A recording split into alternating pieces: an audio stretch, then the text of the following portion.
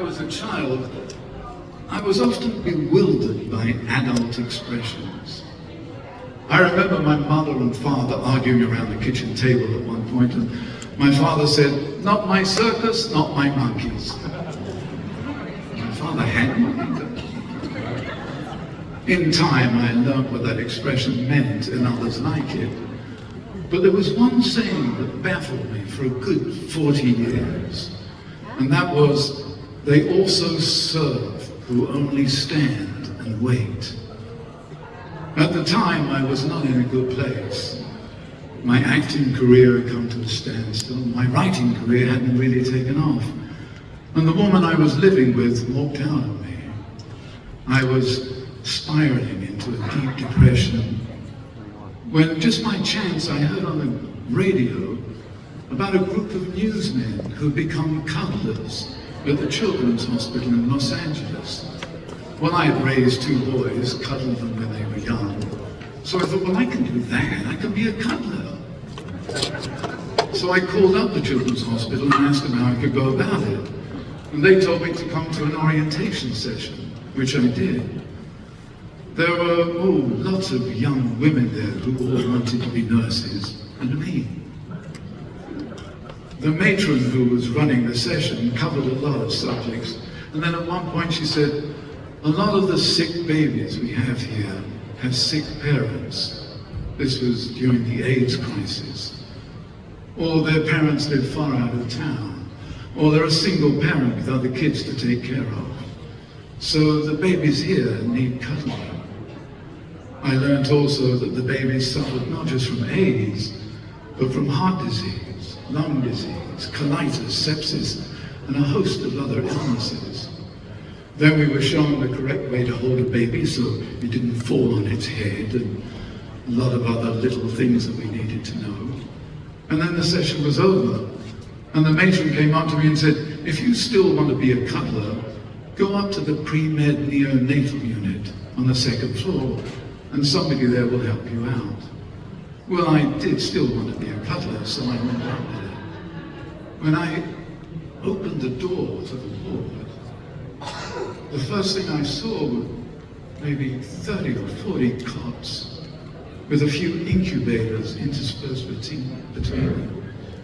There was an eerie silence about the place, broken only by the howling of one baby, which I'll get to later, the squeaking of nurses' tennis shoes on the floor, and the constant beeping and zipping and dinging of the banks of monitors behind each cot. Each baby had a plethora of wires and tubes coming in and out of every conceivable orifice, and then back to those same monitors, which made me wonder whether I, who was notoriously clumsy, was the right person for the task. Just as I was taking all this in, a nurse holding a baby came up to me and said, "Are you the man who wants to be the cuddler?" I said, "Yes." She said, "This is Jackie. Why don't you go into that side room there and cuddle her?" And she put Jackie in my arms. Oh. Jackie was swaddled like a mummy, just her face showing. I made my way over to that side room, made myself comfortable, and began to cuddle her. "Hi, Jackie. How you doing? My name's Peter. I hope we can become friends. Actually, what I really hope is that you get better soon so that you can go home to your mom and dad, because I know they miss you, little Jackie." Actually, speaking of Jackies, I used to have a girlfriend by the name of Jackie, but she dumped me. But I won't hold it against you, even though you both have the same name. The thing was, no matter what I said, Jackie didn't contradict me. She didn't say she didn't like my acting, or that she didn't like my script, or that she didn't like me. She just stared.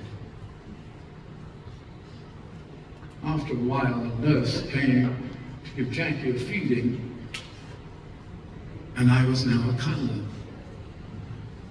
I don't recall cuddling any other babies that evening, Although I did look into an incubator where there was the smallest child I'd ever seen in my life. Its arms and legs were no bigger than those thick art pencils. And if it weighed more than 3 pounds, it would have been a miracle. I told it a story, sang a lullaby, and then a nurse came to do some tests, and I went home. I went to the neonatal unit once a week for the next 2 years. Sometimes I cuddled 2 or 3 babies in an evening, sometimes just one. When I cuddled them, I told them stories and sang them songs. When I got bored with that, I told them how I climbed Mount Everest and swam across the Pacific Ocean all on the same day. I think one baby smiled at that, but most of the time they just slept. That is, except for Abby. The nurses called her Crappy Abby, and for good reason.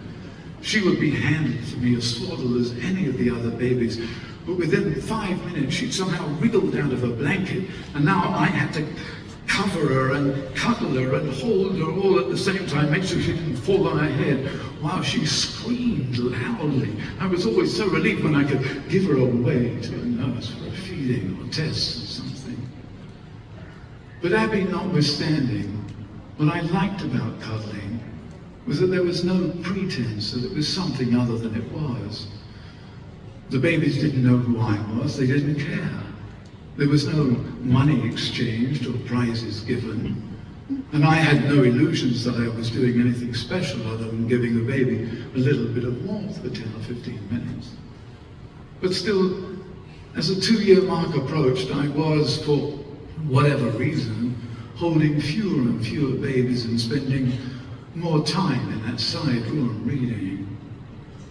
What made it more disappointing was that during that entire time, I'd not seen one parent, nor one other cuddler. So I thought, yeah, this is probably a good time to quit. So there I was on my last day, sitting in that side room reading, when all of a sudden the door opened, and a tired-looking man in his 30s, looked in and said, "Are you the cuddler?" I said, "Yes." He said, "Oh man, I've been working 10, 12-hour shifts and I just haven't been able to get here as much as I would have liked. So I just want to thank you for cuddling my baby." Well, I had no idea which baby was his, but it didn't matter, because for the first time I truly understood the meaning of that phrase. They also serve who only stand and wait. It was my pleasure, I said, and I've never meant anything more. Thank you.